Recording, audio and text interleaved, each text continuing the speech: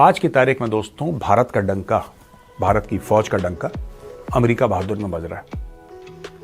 और जो अमेरिकन हैं वो बोल रहे हैं यार कि भारत ने ये क्या कर दिया। इंडिया अब पहले जैसा कमजोर मुल्क नहीं रहा है, अब इसकी ताकत पूरी दुनिया में महसूस की जा रही है। आप भूल जाते हैं कि 3 दफे इजराइल और हिंदुस्तान मिलके पाकिस्तान के एटॉमिक फैसिलिटीज को बम करना चाहते थे। बोला है कि भारत ने चाइना के साथ कंपटीशन के लिए पुख्ता कदम उठाए हैं और जो रिलायंस है रशियन टेक्नोलॉजी और रशियन हथियार के ऊपर, उसको भारत ने कम करा है। भारत में ये जो 19 अप्रैल से आम इंतखाबात शुरू हो रहे हैं और अगर बीजेपी खुदा ना ख्वास्ता दोबारा इक़्तिदार में आई, जब हमें पता है कि वो मौका ढूंढ रहे हैं और जब हमें पता है कि 300 मिसाइल्स उन पे गिरे हैं और जब हमें गिरे नहीं है माने कि अटैक हुआ है, तो वो तो बड़ा खुश होगा कि भाई अभी तो मुझे बहाना मिल गया है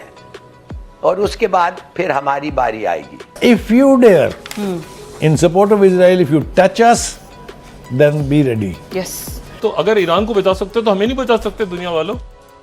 हमारी भी तो पिटाई हो रही है। तो तुम सारे जमा होके इसराइल की मदद को आ गए। सिर्फ भारत है जो लैंड बॉर्डर पे चाइना के साथ आज की तारीख में बिल्कुल भिड़ंत के लिए तैयार खड़ा हुआ है। वो जो एक फिल्म थी मेरा ख्याल टाइगर जिंदा है, जिसका एक डायलॉग था कि हम घुस के मारेंगे, वो जो फिल्म की फीलिंग थी, वो जो जज्बात एक फिल्म के लिए ही मुनासिब थे, उन्हें प्रैक्टिकली तौर पे इम्प्लीमेंट कर दिया गया है। हमारे पास वो चीज है जो तुम समझते हो हमारे पास नहीं है, तो आओ बच्चू करो और देखो।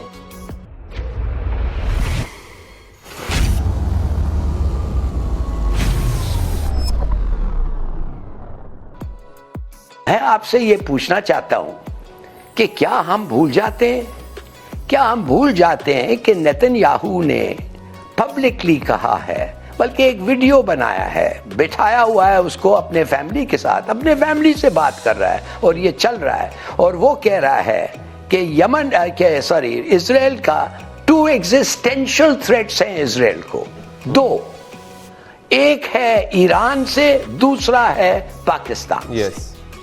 अपने फैमिली को बिठा के वीडियो पे पब्लिकली ये कह रहा है। उसको तो मौका चाहिए कि उसके F-35 deep penetration bombs, tactical nuclear weapons और स्ट्रेटेजिक न्यूक्लियर वेपन्स, ये सब हैं उसके पास। बार बार इन्होंने ड्राई रन्स किया है। क्या आप भूल जाते हैं कि 3 दफे इजराइल और हिंदुस्तान मिलके पाकिस्तान के एटॉमिक फैसिलिटीज को बम करना चाहते थे? आखिरी द लास्ट जब आपने पढ़ा होगा कि जियाउल हक जाके खुद गया क्रिकेट का बहाना लगा के दिल्ली और आंख में आंख मिला के राजीव गांधी को कहा कि बच्चू हम जानते हैं तुम लोगों का क्या प्लान है और अगर कुछ होगा तो हम ठीक ठाक जवाब देंगे।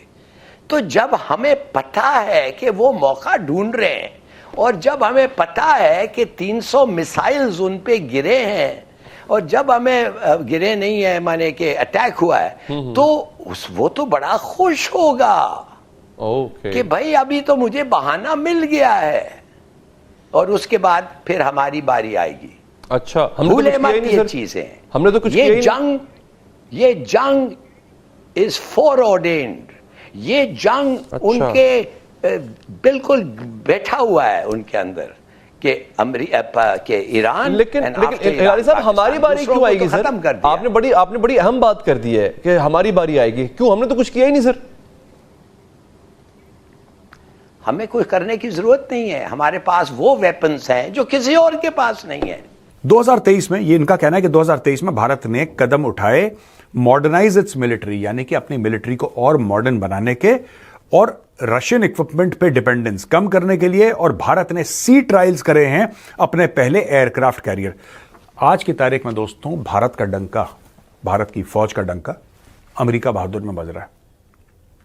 और जो अमेरिकन हैं वो बोल रहे हैं यार कि भारत ने ये क्या कर दिया, खुद अपना एयरक्राफ्ट कैरियर बना लिया। कोई उम्मीद नहीं कर रहा था जब विक्रांत बना ना, किसी को ऐसे नहीं लग रहा था कि यार भारत बना ही देगा क्या ये हो ही जाएगा। बना दिया, डिप्लॉय कर दिया, अब कह रहे हैं एक और बना रहे हैं।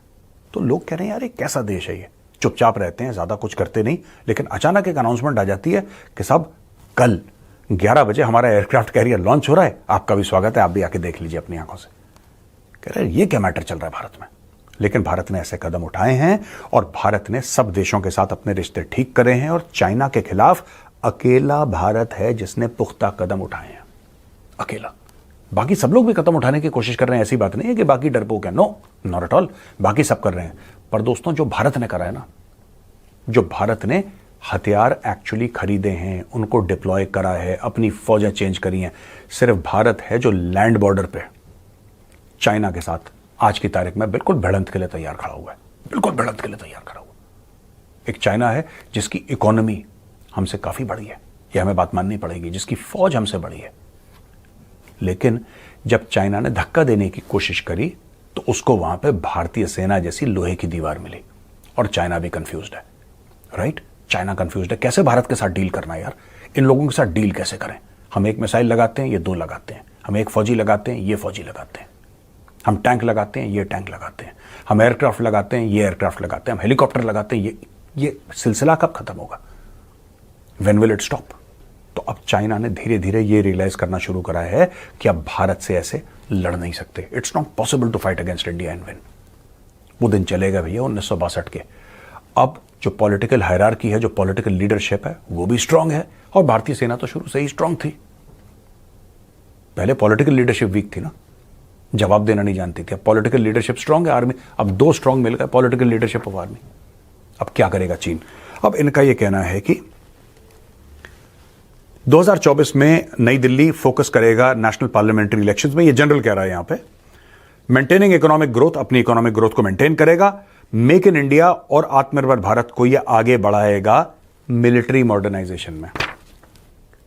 तो दोस्तों, ये India has maintained it's neutral stance on Russia's invasion in Ukraine, ये भी बोल रहा है, ये बंदा बोल रहा है लेफ्टिनेंट जनरल अमेरिका का, कि भारत ने अपना न्यूट्रल स्टांस मेंटेन करा है। Russia most substantial defence partner है अभी भी नई दिल्ली का, और continues to acquire weapons from Moscow such as S-400 surface to air missiles, but New Delhi's desire to diversify its defence acquisition partnerships continue. यानी कि आज की तारीख में भी भारत का जो मोटा डिफेंस का सामान है वो रूस से आ रहा है, लेकिन भारत ने अपने आप को डाइवर्सिफाई करना शुरू कर दिया। S-400 का एग्जांपल दे रहा है साहब, S-400 आप देखिए, इतना बड़ा surface to air missile system उन्होंने लिया S-400, लेकिन क्या भारत और देशों से भी बात कर रहा है? बिल्कुल। तो धीरे धीरे धीरे ये जो हमारा ओवर डिपेंडेंस है रशिया पर, रशिया हमारा दोस्त है, जब भी रशिया को हमारी जरूरत पड़ेगी भारत वहां पर रात को खड़ा मिलेगा जब रशिया बोले। दोस्त है पुराने यार, छोटी बात नहीं है।